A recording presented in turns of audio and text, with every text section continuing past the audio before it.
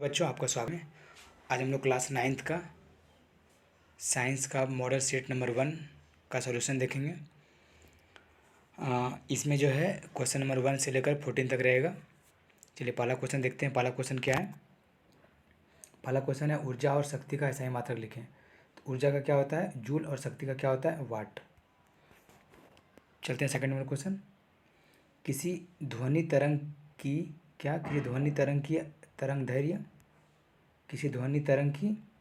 तरंग दैर्घ्य तथा आवृत्ति उसके वेग से किस प्रकार संबंधित है। क्या है? उसके वेग से किस प्रकार संबंधित है। तो इसका आंसर क्या होगा? इसका आंसर होगा तरंग का वेग इक्वल टू आवृत्ति गुना तरंग दैर्घ्य। क्या होगा? तरंग का वेग इक्वल टू आवृत्ति गुना तरंग दैर्घ्य, मतलब v इक्वल टू n गुना लेमडा। क्वेश्चन नंबर 3 देखते हैं। H2O का आणविक द्रव्यमान का परिकलन करें। किसका? H2O का। तो H का कितना होता है द्रव्यमान? 1 होता है। यहाँ पर दो हाइड्रोजन है तो गुना 2 हो गया, और ऑक्सीजन का कितना होता है 16। तो दोनों मिला कितना हो गया 18। इसका आंसर कितना हो जाएगा 18। क्वेश्चन नंबर 4 देखते हैं। 1 मोल से आप क्या समझते हैं? 1 मोल से आप क्या समझते हैं? 1 मोल से आप क्या समझते हैं? इसका आंसर हो जाएगा 1 मोल किसी पदार्थ के परमाणु, अणु और आयन की निश्चित संख्या को व्यक्त करता है। जो मोल होता है वो क्या होता है? मोल किसी पदार्थ के अंदर कितना परमाणु है, कितना अणु है और कितना आयन है, उसका निश्चित संख्या को व्यक्त करता है। 1 मोल इक्वल टू कितना होता है? 1 मोल इक्वल टू 6.022 इंटू 10⁻⁻30। इसी को हम लोग क्या बोलते हैं? Avogadro number. क्या बोलते हैं? Avogadro number. चलिए क्वेश्चन नंबर 5 देखते हैं। नाइट्रोजन स्थिरीकरण किस जीवाणु के द्वारा किया जाता है? इसका आंसर क्या होगा? एक्जोस्पिरियम। क्या होगा? एक्जोस्पिरियम जीवाणु। कौन सा? एक्जोस्पिरियम जीवाणु। क्वेश्चन नंबर 6 देखते हैं हम लोग। एड्स बीमारी किस विषाणु के कारण होता है? ये क्या होता है? HIV के कारण। क्वेश्चन नंबर 7 देखते हैं। वायुमंडल में कितने प्रतिशत नाइट्रोजन पाया जाता है? वो क्या है? 78%। क्वेश्चन नंबर 8 देखते हैं। क्वेश्चन में क्या देखते हैं? 8 देखते हैं। 1 जूल को परिभाषित कीजिए तथा उस भौतिक राशि का नाम बताइए जिसका SI मात्रक जूल है।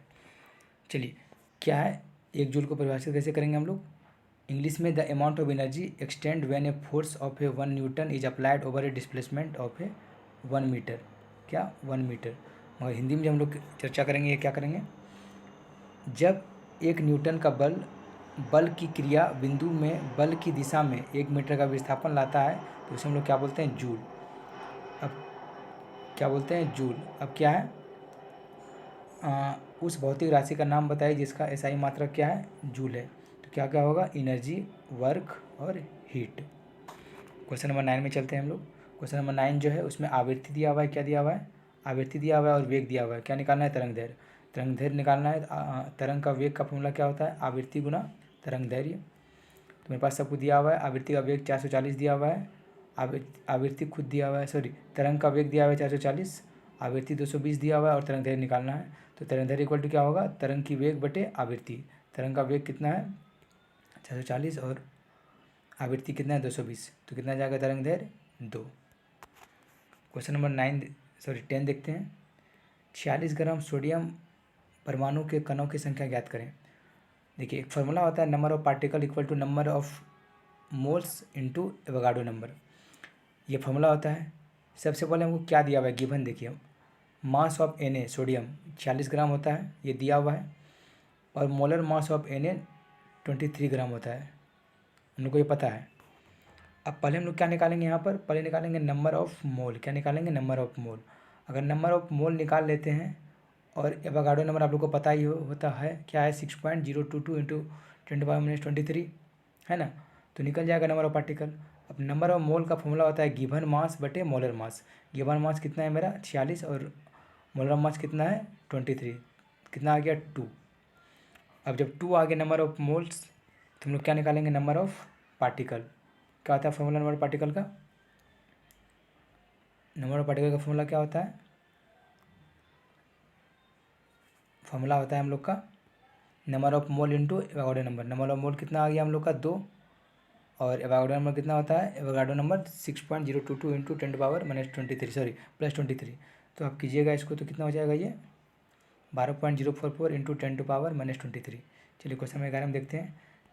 थॉमसन का परमाणु मॉडल की व्याख्या करें। Explain Thomson atomics model.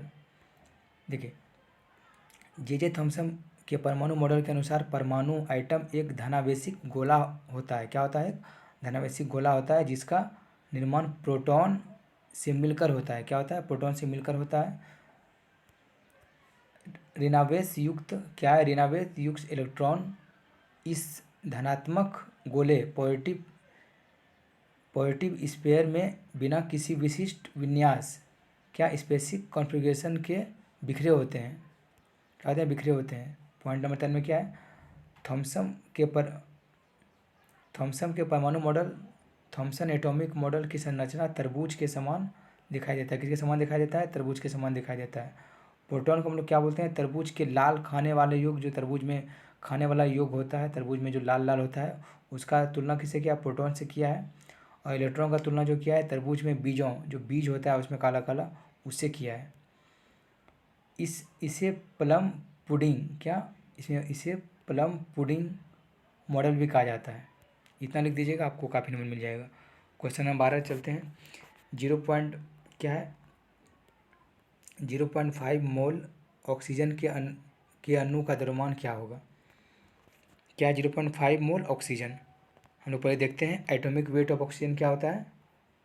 Atomic weight of oxygen कितना होता है, 16 ग्राम। क्या होता है, 16 होता है। 16 होता है एटॉमिक वेट ऑफ ऑक्सीजन।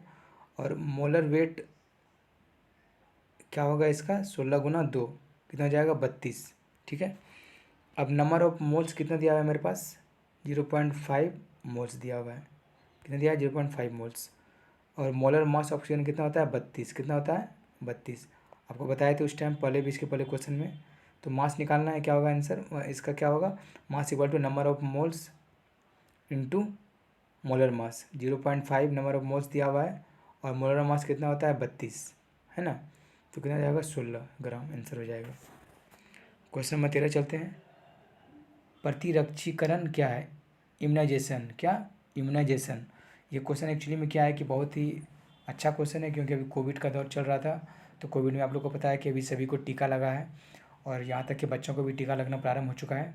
उसी से बेस्ट क्वेश्चन है। क्या है क्वेश्चन, प्रतिरक्षीकरण मतलब जो प्रतिरोधी, क्या है, एंटीबॉडी, जो हम लोग का जो वैक्सीन लग रहा है वो एंटीबॉडी बना रहा है कोरोना के खिलाफ, है ना। तो प्रतिरक्षी ऐसी प्रक्रिया है जिसमें किसी वैक्सीन के जरिए या प्राकृतिक तौर पर शरीर के अंदर प्रतिरक्षा प्रणाली विकसित की जाए, ताकि शरीर बीमारियों से लड़ने की सक्षम हो सके। जैसे हम लोग को भी जो कोविड का वैक्सीन लगा है, तो इससे हम लोग क्या है, कोविड अगर हो जाएगा उससे लड़ सकते हैं, है ना। इसका एग्जाम्पल क्या है, पोलियो वैक्सीन। क्या है, पोलियो वैक्सीन और कोविड वैक्सीन।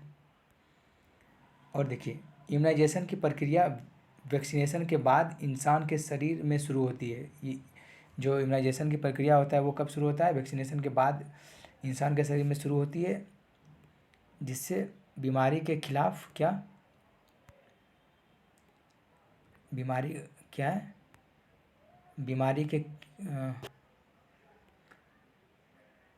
बीमारी के खिलाफ शरीर के अंदर इम्यूनिटी विकसित होती है। किसके खिलाफ, बीमारी के खिलाफ। वैक्सीन या तो हम लोग को इंजेक्शन के रूप में दिया जाता है, या तो मुंह या नाक में दिया जाता है। किसमें, मुंह या नाक में। अब क्वेश्चन नंबर 14 देखेंगे हम लोग। जल प्रदूषण के 3 कारण बताएं। देखिए इसका कारण जो है, पहला एक प्राकृतिक कारण है, दूसरा क्या है, मानवीय कारण। प्राकृतिक मतलब जो नेचुरल से होता है, और मानवीय जो हम लोग के द्वारा किया गया रहता है। पहले हम लोग देखेंगे प्राकृतिक कारण। प्राकृतिक रूप से जल प्रदूषण भूसंरक्षण पौधे की पत्तियां, प्राणियों का मलमूत्र आदि जल में मिलने से होता है। क्या होता है, ये सब होता है। और सेकंड है हवा में उपस्थित गैस और धूल के कणों का वर्षा जल में मिलने के कारण वर्षा जल दूषित हो जाती है। तीसरा क्या है, ज्वालामुखी का फटना, ये भी है प्राकृतिक कारण है। और देखिए मानवीय कारण क्या है, घरेलू बहिस्राव, जो हम लोग घर में जो कूड़ा कचरा जितना होता है उसको सब नाली में फेंक देते हैं। औद्योगिक अपशिष्ट बहिर्वाह जो इंडस्ट्री वगैरह जो बड़ा बड़ा इंडस्ट्री है उसमें जो सब कूड़ा निकलता है वो है। तीसरा क्या है, कृषि बहिर्वाह, जो कृषि में हम लोग केमिकल्स मिलाते हैं। अभी आप लोग देख रहे होंगे आजकल तो कोई भी चीज़ प्रॉपर है नहीं, क्योंकि सब में तो आज कहीं ना कहीं मिलावट है। अब तो बैगन, कुछ भी बैगन हो गया, कद्दू हो गया, सब में इंजेक्शन मिला मिला के बहुत मोटा मोटा कर दिया जाता है। और लास्ट कारण क्या है, तेल रिसाव, जो तेल जो आजकल पाइप लाइन्स वगैरह बिछा हुआ है तेल का, उसका रिसाव के कारण। तो ये था आज हम लोग आज इसमें क्वेश्चन नंबर 1 से 14 तक देखें।